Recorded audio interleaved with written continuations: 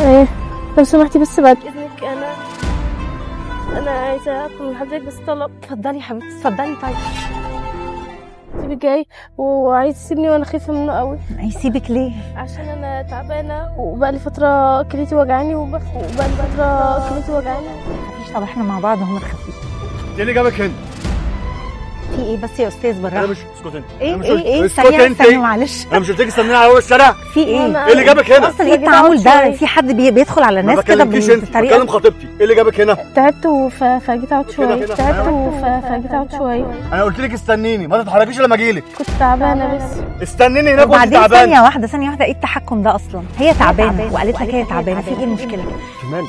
مفيش حاجه اسمها انت مالك، يعني مبادئ ذوق يعني. وخطيبته دخلك ايه؟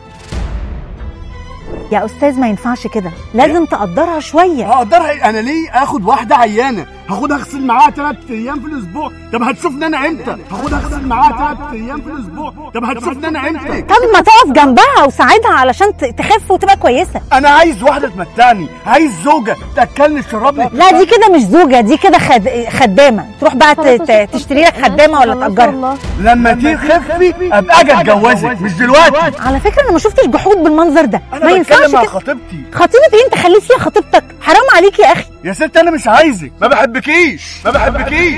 صدقيني هو يعني ما يستاهلكيش بجد. طب انت بتعيطي ليه دلوقتي؟ يعني ينفع اللي انت بتعمله ده؟ انت ما عندكش قلب. لا ما عنديش، حطيت مكانه علبه بلاك. دخلك ايه بالموضوع؟ انت مستفز جدا على فكره. طب ما تعيطيش، اهدي. طب تعالي اقعدي. بعد اذنك الدبله خلينا نمشي. يا استاذ ما ينفعش كده بقى. انا عايز دبلتي بعد اذنك الدبله. بالراحه ايه ده؟ دبلتي بعد اذنك الدبله. بالراحه ايه ده؟ انسان مستفز جدا. معلش يا حبيبتي صدقيني هو ما يستاهلك، وانت اصلا كنت هتكملي معاه ازاي؟ معلش يا حبيبتي صدقيني هو ما يستاهلك، وانت اصلا كنت هتكملي معاه ازاي؟ ان شاء الله بكره ربنا يشفيكي وتاخدي احسن. السلام عليكم. وعليكم السلام. لو سمحتي بس بعزك ممكن تقفي ثواني؟ احنا بنصور تجربه اجتماعيه ودي ممثله معانا، والشاب اللي كان هنا ده برضه ممثل معانا. احنا بنصور برنامج بس تجربه انسانيه، بنشوف انسانيه حضرتك. هو حاجه مستفزه جدا اللي هو عمله ده، انا ما شفتش كده في حياتي. احنا بس بنعمل تجربه اجتماعيه عشان نشوف ردود فعل الناس اللي زي حضرتك كده. الحلقه دي هنذاعها على الفيديو بتاعتي باسم برامة ابو زيد. شرفني طبعا متابعتك، دي اول حاجه. تاني حاجه في هديه بسيطه كده مقدمه بالبرنامج.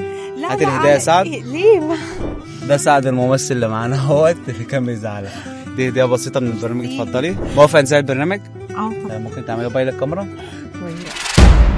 وانا المفروض استحملك لحد قد ايه بالمنظر ده؟ بعد اذنك بس هو مين حضرتك؟ انا واحد عادي يا باشا. امرني. تكلميه كده ليه؟ هو خطيبك ولا جوزي في حاجه؟ جوزك؟ اه جوزك وبتعامليه كده؟ وانت مالك؟ ده بدل ما تقفي جنبه اصلا، تقفي في وقت زي ده جنبه انت تعامليه كده.